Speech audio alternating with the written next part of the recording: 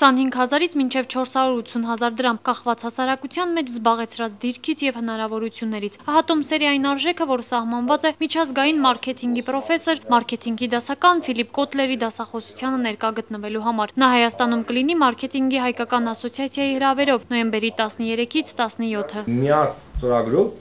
ոչ մի ոլորտ կարդինալ փոփոխություններ չի կարող ունենալ, այդ ամենը դինամիկա, բայց այն իմպուլսները, որ կտա այս ծրագիրը միանշանակ կարծում եմ, որ լինելու է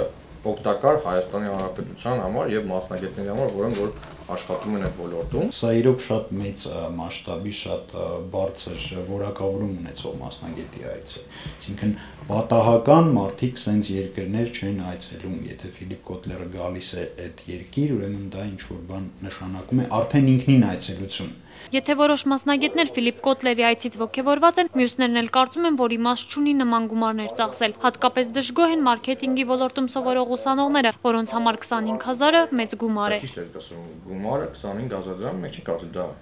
էժան է, հա, ուսանողության համար։ Բայց մենք հնարավորություն ենք ընձեռնել բոլոր ուսանողներին, մասնագետներին, եթե իրանք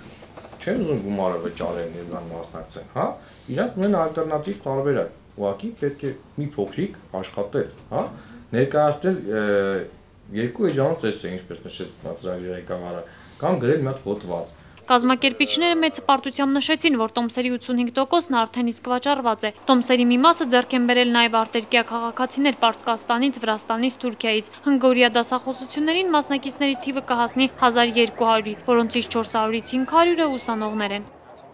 Նելի Լազարյան, Սարգիս Համբարձումյան, IPF